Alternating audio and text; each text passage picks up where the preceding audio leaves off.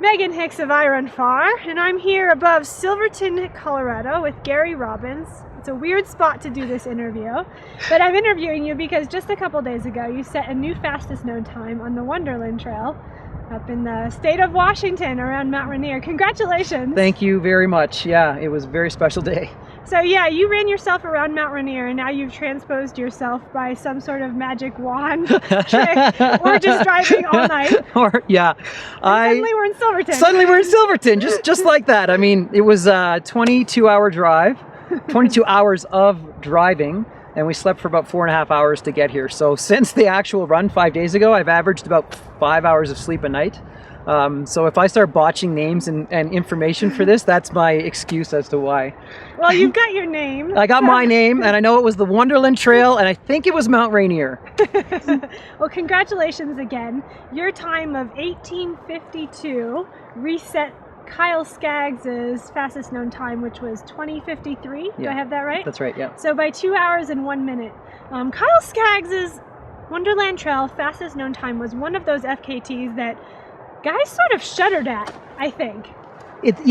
And myself included. And okay. Right on the FKT website, they say as much. There hasn't been a lot of truly calculated attempts on his record. There's been a lot of attempts on the unsupported record, and that's continued to come down.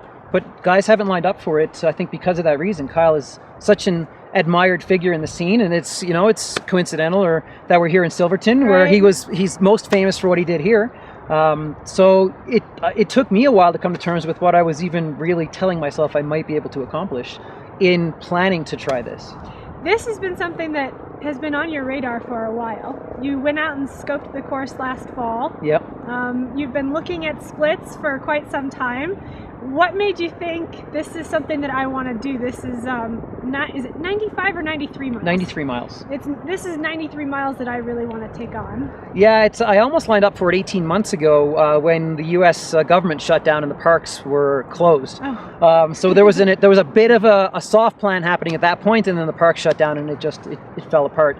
And then I had a chance to join some friends from Portland on a 3-day circumnavigation in October, and it was my first time going around the mountain, and I was using that specifically to course scout to get a sense for exactly what I was getting into.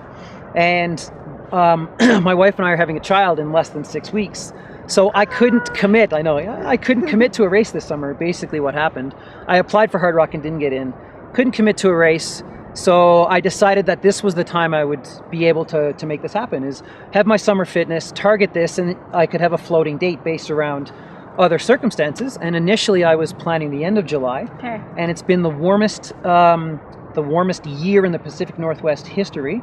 And typically the trail is not clear in late June, early July, but it is this year. Okay. So I decided to capitalize on that, and I went out on July 1st, which is Canada Day, and decided to see if we could have a Canadian celebration. Oh, and you certainly did. Talk about for a minute, because yes, this was a supported fastest known time effort. Talk about for a minute your support crew, where you got crewing, who was out there with you? So I was very fortunate that I opened it up, an email chain to a few friends, and it snowballed so rapidly that before I knew it, people were emailing me and just saying, hey, can I come? Can I come? Can I come? And I said, yeah, it'll be a party. Let's do this. And I want to name them all, and I hope I don't miss anybody. If I do, I blame the sleep. It's a 22-hour drive. So Ethan Newberry, Ginger Runner, and Kimberly Tashima, his wife. Ethan is spearheading a film project. Jeff Peltier from Vancouver came down to capture on-trail footage. He's going to help with the film project. Cool. The race director for Cascade Crests, one of my best friends, Rich White, came out. And some friends out of Portland, Yassine DeBoon, Jeff Fisher, Jen Love, and Willie McBride. Wow. And Willie and Yassine are the two halves in animal athletics out of Portland. I believe, and there was a few other people that had to cancel at the last minute, so it was even going to be bigger than that initially. And I had only really intended to tap into Yassine as a pacer for the last section, but friends were coming all this way that I wanted them to have an experience as well. So they asked if they could pace, and I said, sure, hop on in, with the caveat that if I dropped them, they were on their own, because and in fact that is what happened out there. Is I only ended up really running with Yassine on the last section. But I had a full support crew, full film crew, and the Wonderland Trail allows you 3 standard intersections after 34 miles. Then you go 26 and a half, and then you can split up the last section with a 19 and a 13. Okay. And I think it's 6 hours of driving for them to get around the mountain. So Okay. it's a big effort for those guys as well. But I couldn't have done it without them, and they were fantastic. So that means you were crewed at 3 different points along the way? Yes, actually, I would say 3.5. With 5 miles to go, they have to drive right through where you cross over. And I said, meet me there just so I can grab 300 milliliters of water and a Mr. Freezy. Mr. Freezy. You call them Otter Pops, apparently. So yeah, I wanted an Otter Pop and some water. We'll talk about your effort a little bit. You started at Longmire, which is the traditional starting point for most of the FKT efforts. And a lot of backpacking trips that people take out on the Wonderland Trail start and finish there too. And then you traveled in the clockwise direction. Yes. So talk about your day a little bit. So I was wondering why people always started Longmire and went clockwise. And the first 34 miles has 11,000 feet of climbing. So it's a very difficult start to the whole thing. So you want to get that out of the way early. 55K, isn't it? Yeah, 55K and 11,000 feet is a good way to start your day. William McBride was going to run with me for that, and I was feeling good. And within a few miles, Willie and I had our own independent experiences out on the trails for the day. Sorry, Willie. Yeah. And I was confident in my fitness, and confident that the terrain mimics what I consider to be my specialty enough, which is steep climbs where you have to hike and long descents that beat the heck out of people. And I knew that my quads and legs were in really good shape. So I effectively was running a GPS watch, but switched it to a screen with no information and didn't pay attention to distance or time or splits or anything, and just went about, the words that I was using that day was stay true to you. And it was just stay true to your fitness and enjoy this experience. And if I did what I knew I could do and didn't get carried away chasing splits, then I felt like it would play out well. And in the first 34 miles, it was a dream start to the whole thing. Okay. There was nobody out on the trail. I saw one hiker. I had no wildlife issues with the cougars like some people have had in the past, or bears. I saw a tiny garter snake.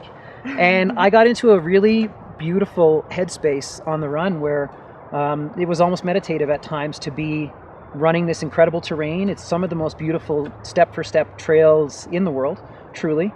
And I was able to just lose myself in that experience. And so it goes Longmire to Mowich Lake, where I would meet my crew. And I made one mistake you have a large descent and then a large climb to finish off that section. And on the descent, I ran out of water. And decided I was going to grab some at the bottom. But when I got to the bottom, it was all glacial flow, full of silt, so I couldn't pull water. And it was the hottest July 1st on record.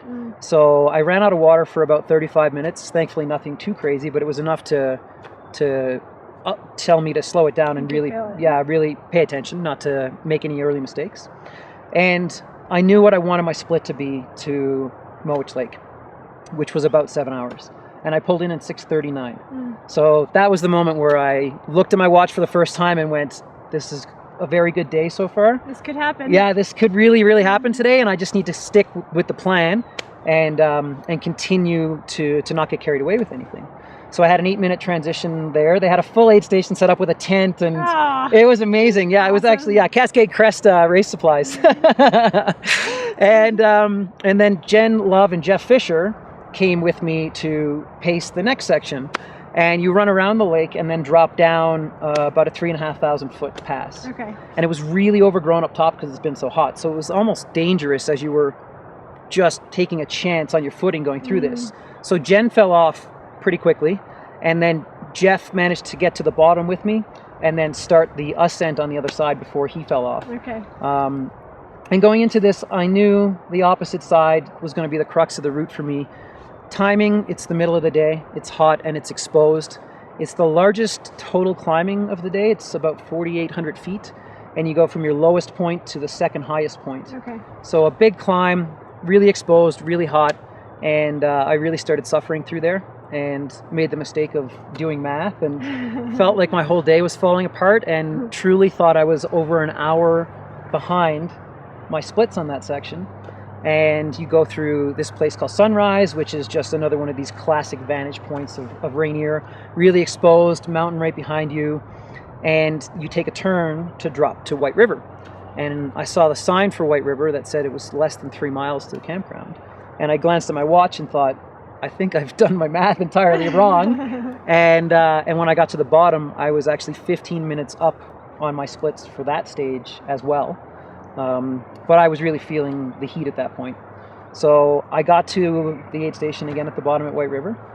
And there was someone that was camping there who ran the Squamish 50 last summer. And he had his shirt on. And I came around the corner. I was like, what? Where? And there was some high fives and some friends I had met previously that didn't even realize we were out there, just happened to come through and see these guys. They're like, what's this aid station set up?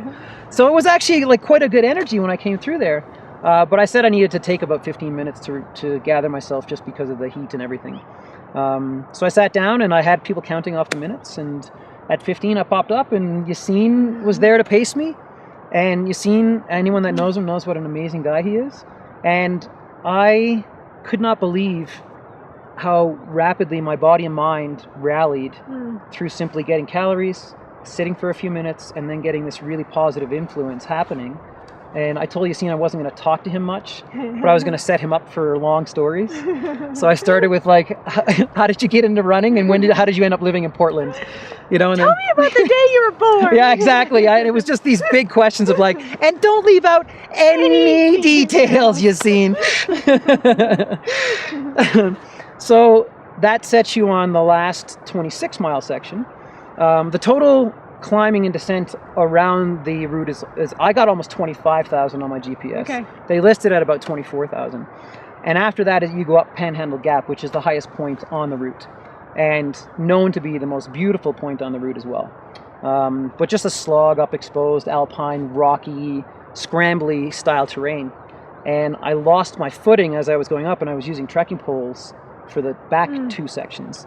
And I caught myself on one of my trekking poles, but it snapped right as I did so. So it prevented me from doing a face plant, but then I had a single trekking pole, so there's like, I was actually using two hands on a single pole sometimes and just leaning on this, and there was like an old school backpacker. Yeah, totally. And there was snow in the pass, so I was gathering some snow to kind of try to cool myself off again. And then on the opposite side of the pass, I knew there was one really large descent, one small climb, one medium climb, and then a second really large descent. And at the bottom of that is Box Canyon. So I had to put my headlamp on about halfway down to Box Canyon. And in my splits initially, I figured I would have had to put my headlamp on back by Panhandle Gap. And that was the moment internally where I went, I think I'm well ahead of my best case scenario right now. And as we were dropping down, all of a sudden, out of the forest, someone yelled my name.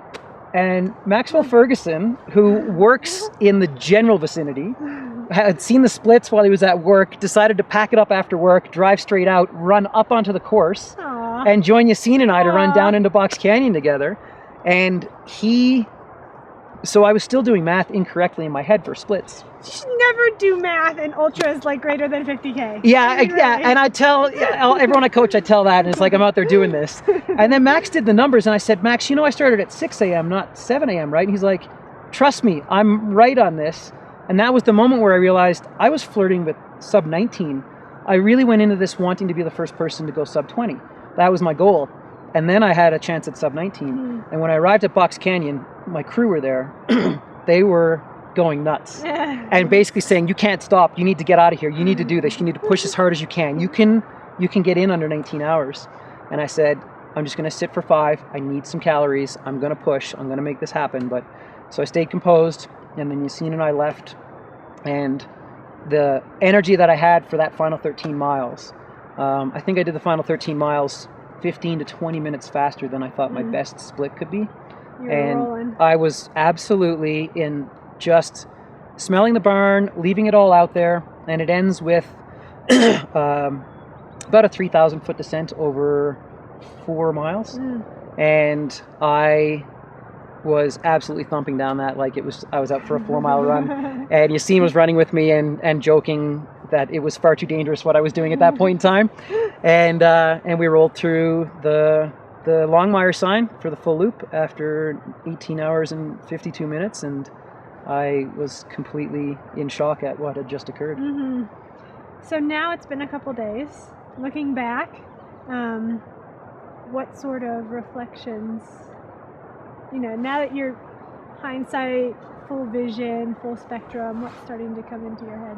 It took a while to set in. I mean, I finished at 2 a.m, slept for all of about 4 hours, packed up, drove back to Vancouver, half night's rest, packed up, and started coming down this way. And yeah, it took a few days to hit me full bore that I considered it a very lofty goal to even attempt Kyle splits, and then to come that far under. For me, as an athlete, you try to have at least one race a year that you can really celebrate, one event a year that you can really take with you in the bank and say, I've validated to myself that I'm still working hard and getting the results that I desire. And the hardest thing this year was I also got shut out of the Wasatch Lottery, so I didn't have the big race goal that I was targeting at that point, and this was it. So for me, this is the equivalent of setting out and actually winning a race at this time of year. And I mean, anytime you set forth a dream that kind of scares you a little bit, and then you go and not only accomplish it but knock it out of the park, it just puts this real sense of calm and confidence over you that you just can't replicate in any other means. You get to now sort of sit on your laurels, sit back, and just absorb the fact that you've had your big event, you've had your big success. Yeah. And it's really fun to then jump in the truck and drive to Silverton and get to hang out with all the great people down here for this. Yeah, I've already had my pace. Now it's time for yours. Yeah, exactly. Have fun, guys.